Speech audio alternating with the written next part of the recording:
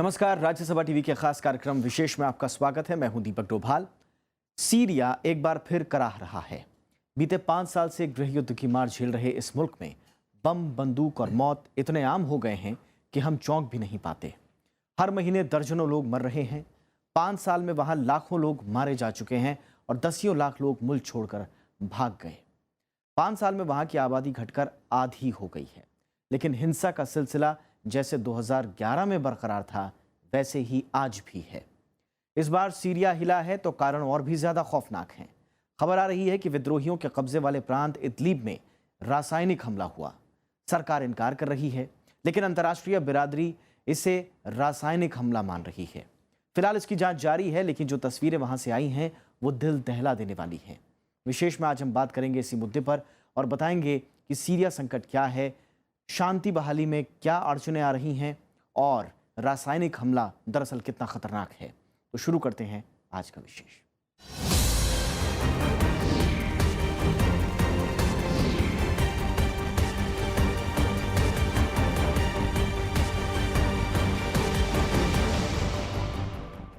तो सीरिया में संदिग्ध रासायनिक हमले से पूरी दुनिया हिल गई है। विद्रोहियों के कब्जे वाले इदलिब शहर में हुए इस हमले में मरने वालों की तादाद बढ़ती जा रही है। वहीं दूसरी तरफ सीरिया सरकार ने इसे रासायनिक हमला मानने से इनकार कर दिया है। अब इस पर भी बहस जारी है कि यह हमला आखिरकार किस तरह का है। ये तस्वीरें सीरिया की हकीकत हैं। ये सारे दावों, आरोपों और प्रत्यारोपों से अलग मौजूदा सीरिया की कहानी बयां करती हैं। सीरिया में हुआ हमला रासायनिक हुआ या नहीं, इस पर अब तक अलग अलग दावे हैं, लेकिन इदलिब प्रांत में धुएं का गुबार सच्चाई है। इदलिब के खान शेखाऊ शहर में जब ये गुबार उठा तो लोग दहल उठे। ये साधारण बम का धुआं नहीं था, इसमें जहरीला रसायन होने का दावा किया जा रहा है। हमले में 80 से ज्यादा लोग मारे जा चुके हैं और सैकड़ों घायल हैं। शहर में कई लोगों की दम घुटने से मौत हो गई। तुर्की का दावा है कि हमले में मरने वालों की तादाद 100 से ज्यादा है। अस्पताल में अफरा तफरी का माहौल था और सीमावर्ती इलाकों में बेहतर इलाज के लिए दर्जनों घायलों को तुर्की ले जाया गया। शहर के कई इलाके खंडहर में तब्दील हो गए और सड़कों पर कई जगह बम के निशान देखे गए। राहत बचाव में जुटे कई लोगों का दावा है कि शहर में हमला मिसाइल से किया गया। أنا عبد الكريم نور الدين الشيخور، عمري 30 سنة، أعمل بالدفاع المدني. امبارح الساعة 6:30 الطيران الحربي نفذ أول غارة ما فجر. توجه الشباب أول 3 عناصر من الدفاع المدني وقت وصل أول ضربة. सीरिया में मॉनिटरिंग समूहों का दावा है कि इदलिब शहर में घायलों का इलाज कर रहे अस्पतालों पर भी हमले हुए। शुरुआत में सीरिया में संयुक्त राष्ट्र के विशेष दूत स्टीफन डी मिस्तुरा ने दावा किया कि तस्वीरें बताती हैं कि इदलिब में रासायनिक हमला हुआ। What we have understood, it was a chemical attack and it came from the air. We have been and we will be stimulating all those who have the capacity of finding out technically what it happened. OPCW is an obvious, for instance, a candidate for doing so, in order to be able to be much more precise. What we do know is that it was a horror. इससे पहले भी संयुक्त राष्ट्र और organisation for the prohibition of chemical weapon ने बीते अक्टूबर में दावा किया था कि सीरिया में इससे पहले भी गैस को हथियार बनाया गया है। दोनों संस्थाओं का मानना है कि 2014 और 2015 के बीच सरकारी सेना ने कम से कम 3 बार क्लोरीन का हथियार के रूप में इस्तेमाल किया। हालांकि ताज़ा हमले की जांच अब तक नहीं हो पाई है, लिहाजा संयुक्त राष्ट्र का कहना है कि जब तक जांच नहीं हो जाती तब तक इसे रासायनिक हमला कहना मुश्किल है। लेकिन यूएन ने इस हमले की तीखी निंदा की है। We're not currently in a position to verify the reports. I saw that earlier today. The OPCW fact-finding mission has already announced that it's begun gathering information to attempt to confirm that chemical weapons were used. obviously any sort of report of use of chemical weapons, especially on civilians, is extremely alarming and disturbing. Any use of chemical weapons anywhere constitutes a threat to international peace and security and is a serious violation of international law. हमले की तस्वीरें आते ही पूरी दुनिया में खलबली much गई। America और यूरोप के देशों ने इसे बशर अल असद सरकार की करतूत बताई। इजराइल ने दावा किया कि या तो बशर अल असद सरकार या फिर सीरिया ने इस हमले को अंजाम दिया है। वहीं सीरिया में विपक्षी पार्टियों ने मांग की है कि सीरिया के ऊपर से जेट विमान को लेकर नो फ्लाई जोन की नीति लागू हो। نحن نطالب بقرار يضمن تسليم محاسبة المسؤولين عن أعطاء الأوامر والمنفذين والداعمين والمتورطين في هذه الجريمة وممثلاتها. قرارا يفرض حظرا فوريا لتحليق طائرات النظام بشكل كامل. विद्रोहियों के कब्जे वाले इदलिब शहर के स्थानीय लोग जोर देकर इस हमले को रासायनिक हमला मान रहे हैं। दूसरी तरफ सरकार इस आरोप को सिरे से नकार रही है। सरकारी टीवी के मुताबिक सरकार इस तरह के किसी भी काम को अंजाम नहीं दे सकती। قيادة العامة للجيش والقوات المسلحة في بيان نفيا قاطعا استخدام أي من المواد الكيميائية أو السامة في بلدة خان شيخون بريف إدلب، كما أنها لم ولن تستخدمها في أي مكان أو زمان لا سابقا ولا مستقبلا. सरकार के हवाले से ये भी कहा जा रहा है कि उन्होंने विद्रोहियों के रसायन कारखानों पर हमला किया और उसी के चलते रासायनिक गैस का रिसाव हुआ। अगर ये साबित हो जाता है कि ये रासायनिक हमला था तो सीरिया में चल रहे गृह युद्ध में इसे अब तक का सबसे खतरनाक हमला माना जा सकता है। Bureau report, Rajya Sabha TV. और सीरिया में संदिग्ध रासायनिक हमले के बाद अंतर्राष्ट्रीय जगत में तीखी प्रतिक्रिया जताई जा रही है। सीरिया में गृह युद्ध अब 7वें साल में पहुंच चुका है और अब तक सीरिया संकट में जो अंतर्राष्ट्रीय गुटबाजी थी वो इस हमले के बाद और भी तीखी हो गई है। धीरे धीरे सीरिया संकट के समाधान की तरफ बढ़ रही दुनिया इस हमले के बाद फिर से वहीं आकर खड़ी हो गई है जहां वो पिछले कई साल से खड़ी थी।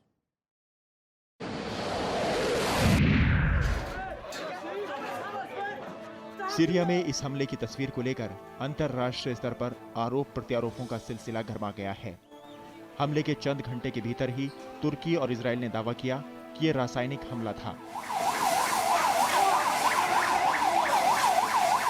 और इसके बाद अमेरिका ने एक कदम आगे बढ़ते हुए कहा कि इसके पीछे सीरिया सरकार का हाथ है। अमेरिका के रक्षा सचिव ने इसे जघन्य हमला करार देते हुए कहा कि इसके खिलाफ पूरी दुनिया को एकजुट होना चाहिए। A chemical attack that was so horrific in Syria against innocent people, including women, small children, and even beautiful little babies. Their deaths was an affront to humanity. These heinous actions by the Assad regime cannot be tolerated. The United States stands with our allies across the globe to condemn this horrific attack and all other horrific attacks for that matter. America ने रूस से भी appeal की है कि वो Syria में बशर अल असद का साथ देना बंद करे।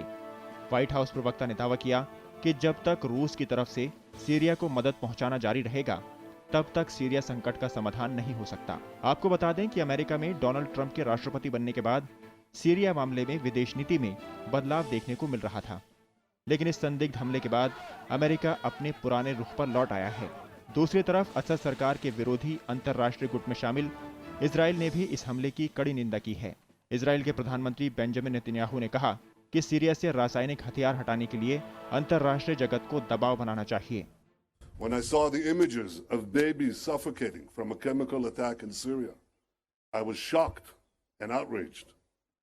There is no excuse whatsoever for the deliberate attack on civilians and on children, especially with cruel and outlawed chemical weapons.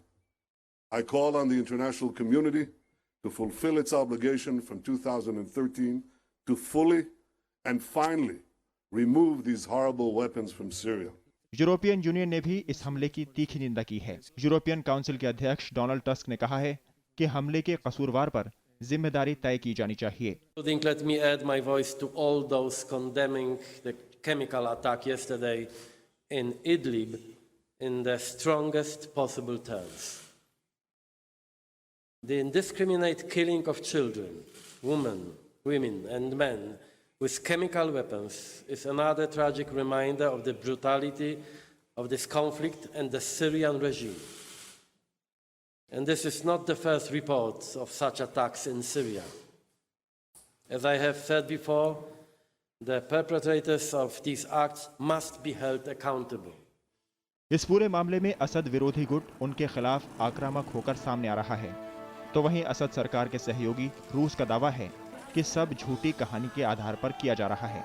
रूस ने इस खबर को सिरे से नकार दिया कि सीरिया में बशर अल असद सरकार ने रासायनिक हमला किया है। रूस का कहना है कि विद्रोही गुटों के रासायनिक कारखानों पर हमले के चलते रिसाव हुआ। अंतर्राष्ट्रीय स्तर पर बातचीत में भी रूस फिलहाल असद सरकार के साथ खड़ा दिख रहा है। सीरिया मसले पर संयुक्त राष्ट्र की बैठक में भी रूस ने पश्चिमी देशों पर पक्षपाती होने का आरोप लगाया। Не предпринимая ровным счетом ничего, чтобы разобраться в произошедшем, руководствуясь исключительно и только фейковой информацией, вот этими информационными вбросами, Соединенные Штаты Америки, Франция, Великобритания в очередной раз. आपको बता दें कि सीरिया में मौजूदा सरकार के साथ रूस, ईरान और हिजबुल्लाह शुरू से ही खड़े हैं, जबकि विद्रोही गुटों को अमेरिका, ब्रिटेन, फ्रांस समेत नाटो देश मदद कर रहे हैं। ऐसे में अंतर्राष्ट्रीय स्तर पर सीरिया में शांति बहाली की कई कोशिशें हो चुकी हैं, लेकिन अब तक कोई कारगर हल नहीं निकल पाया। Bureau report, Rajya Sabha TV. Syria में केमिकल अटैक को लेकर अमेरिका और रूस आमने सामने आ गए हैं। यूनाइटेड नेशंस में यह मुद्दा उठा।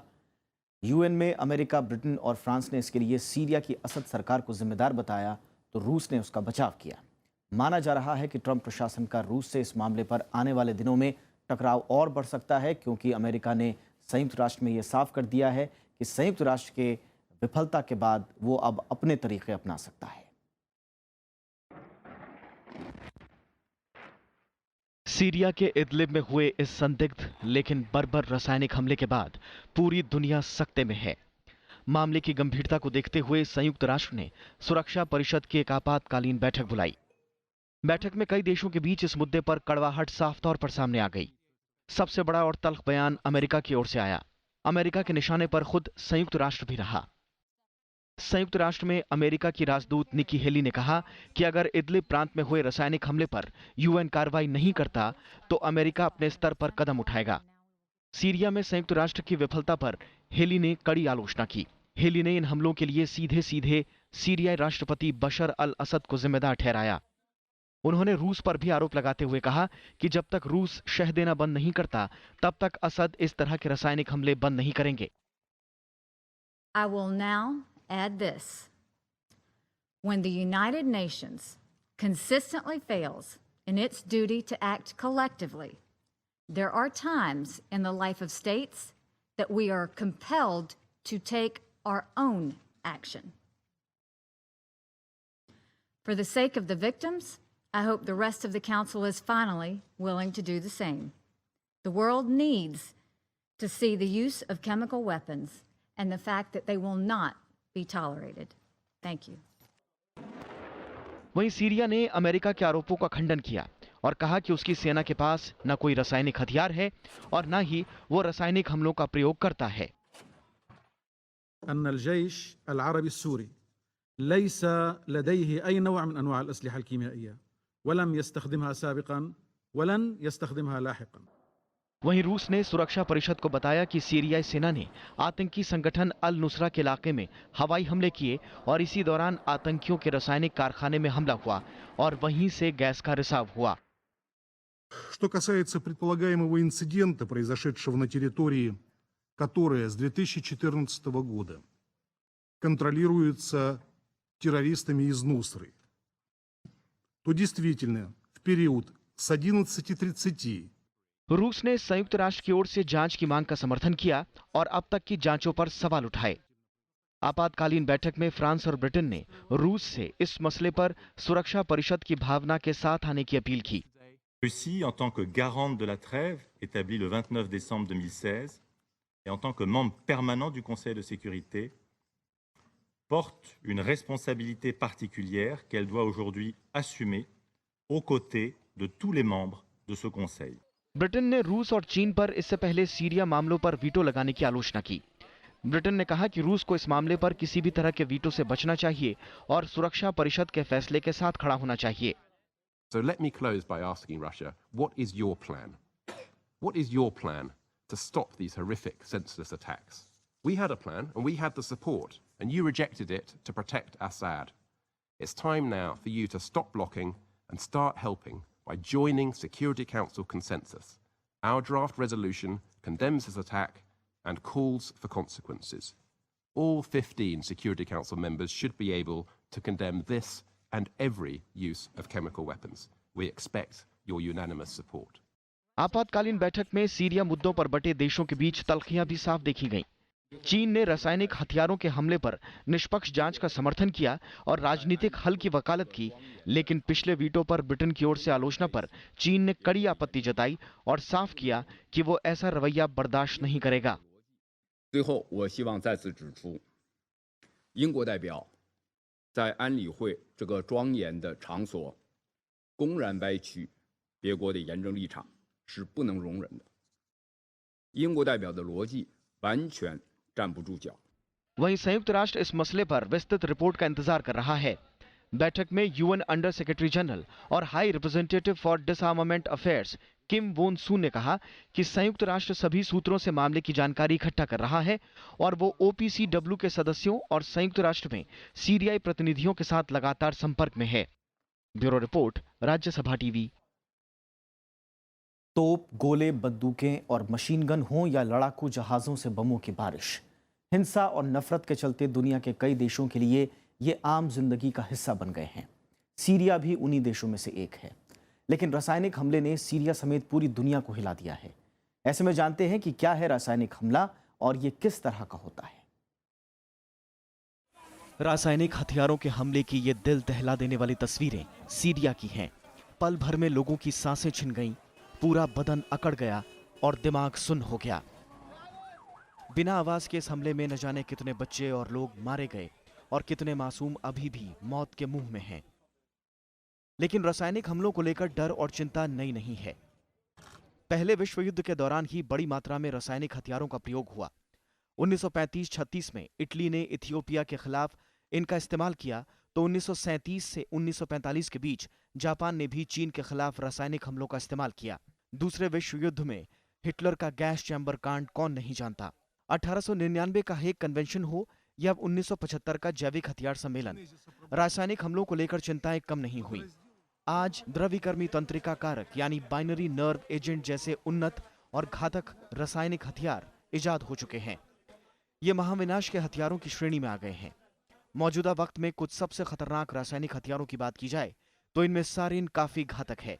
गेरहार्ड श्रेडर समेत कुछ जर्मन वैज्ञानिकों ने 1938 में सारिन तैयार किया था। इसे हानिकारक कीटों को मारने के लिए कीटनाशक के तौर पर तैयार किया गया, लेकिन आज सारिन को सबसे खतरनाक तंत्रिका जहर यानी नर्व गैस माना जाता है। ताबुन, श्वेडर ने ही 1936 में ताबुन की खोज की थी।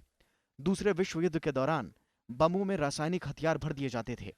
यह तंत्रिकाओं पर असर करता है, जिसके कारण नाक और आंख से पानी गिरने लगता है, मांसपेशियों में ऐंठन आ जाती है और इसके बाद आखिर में मौत हो जाती है। वीएक्स, सारिन की तरह ही वीएक्स को भी कीटनाशक के तौर पर ही तैयार किया गया। ब्रिटिश केमिस्टों ने इसे तैयार किया और बहुत जल्द ही उन्हें पता चल गया कि खेती के इस्तेमाल करने के लिहाज से यह ज्यादा खतरनाक है। इसके घातक असर ने ही उन्हें भविष्य के रासायनिक हथियारों की आशंका से जरूर बाखबर कर दिया। मस्टर्ड गैस, पहले विश्व युद्ध में मस्टर्ड गैस का पहली बार इस्तेमाल हुआ। जर्मन केमिस्ट विल्हेम लोमेल और विल्हेम स्टाइकोपिन ने 1916 में हथियारों के रूप में इसके इस्तेमाल की सलाह दी। मस्टर्ड गैस कपड़ों को छेद कर त्वचा में समा जाती है। 24 घंटे बाद गैस के असर से पहले त्वचा लाल हो जाती है और फिर फफोले निकल आते हैं। इसके अलावा सफेद फास्फोरस, फॉस्जीन केमिकल और क्लोरीन केमिकल जैसे रासायनिक हथियारों का इस्तेमाल इन दिनों बढ़ रहा है। संयुक्त राष्ट्र और organisation for the prohibition of chemical weapon की पिछले साल अक्टूबर में हुई जांच में कहा गया कि साल 2014-2015 के बीच सीरिया की सरकारी सेना ने कम से कम 3 बार क्लोरीन का हथियार के तौर पर इस्तेमाल किया। जांच में यह भी पाया गया कि इस्लामिक स्टेट के लड़ाकों ने मस्टर्ड गैस का इस्तेमाल किया, जिससे शरीर पर फफोले निकल आते हैं। Bureau report, Rajya Sabha TV. Syria में राजनीतिक उथल-पुथल को शांत करने के लिए दुनिया में कई देशों ने महत्वपूर्ण पहल की और ये तय किया गया कि अलग-अलग पार्टी मिलकर बैठकर मामले का शांतिपूर्ण निपटारा करें। लेकिन ये कदम अब तक सफल साबित होता नहीं दिख रहा है।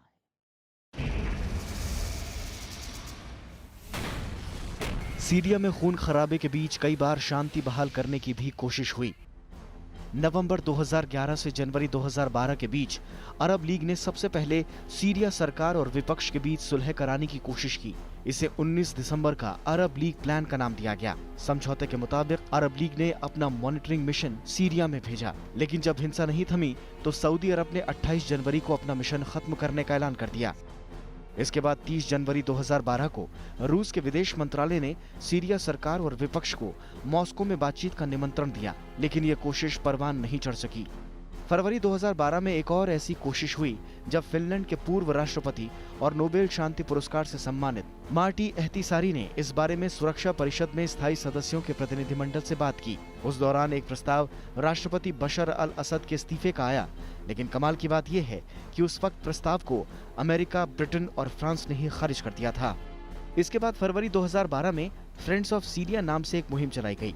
इस मुहिम को फ्रांस के राष्ट्रपति निकोलस सार्कोजी ने शुरू किया।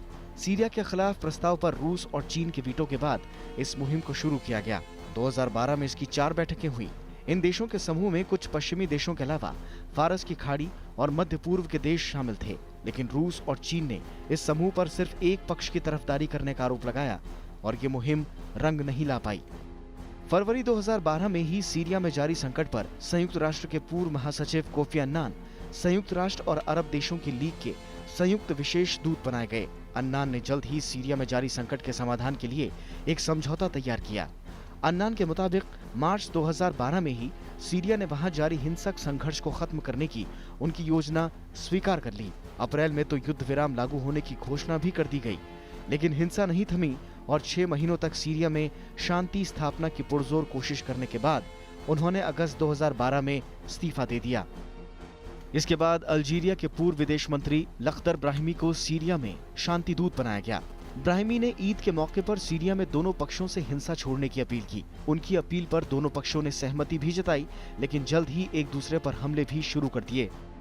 जनवरी 2014 में शांति दूत लख्दर ब्राहिमी की पहल पर जेनेवा में सीरियाई सरकार और विपक्ष को एक साथ लाने की एक और अहम कोशिश हुई। इसे जेनेवा 2 के नाम से जाना जाता है। दरअसल ये 2012 में जेनेवा में हुई एक्शन ग्रुप ऑफ कॉन्फ्रेंस की ही आगे की कड़ी थी। इसे जेनेवा 2 का नाम दिया गया।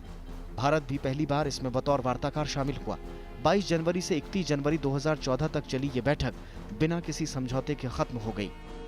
इसके बाद 2015 में संयुक्त राष्ट्र के शांति दूत स्टेफान डी मिस्तुरा ने फिर से दुनिया के मुल्कों से एकजुट होने की अपील की। 23 अक्टूबर 2015 को अमेरिका, रूस, सऊदी अरब और तुर्की के विदेश मंत्रियों ने ऑस्ट्रिया की राजधानी वियना में बैठक की। 30 अक्टूबर 2015 को इस दायरे को और बढ़ाया गया और इसमें 20 देशों के विदेश मंत्रियों ने हिस्सा लिया, लेकिन इसके बाद भी कोई ठोस रास्ता नहीं निकल पाया। संयुक्त राष्ट्र ने इसके बाद तय किया कि 1 जनवरी 2016 से जेनेवा का तीसरा दौर शुरू हो, लेकिन 1 महीने बाद 1 फरवरी से बैठक की शुरुआत हुई। 2 दिन बाद यानी 3 फरवरी को ही ये बैठक फिर से बेनतीजा साबित हुई। इसके बाद अलग अलग गुटों के बीच बयानबाजी का सिलसिला जारी है। संयुक्त राष्ट्र की कोशिश है कि मनमुटाव कम होने के बाद ही अब बातचीत की शुरुआत हो। इन दिनों रूस और अमेरिका कई दफा सीरिया पर सहमत होते दिखते हैं और कई मामलों में तनातनी का माहौल बन जाता है। यही हालत तुर्की, सऊदी अरब, इराक और ईरान की भी है। ऐसे में सीरिया में शांति बहाली फिलहाल दूर की कौड़ी दिख रही है। Bureau report, Rajya Sabha TV.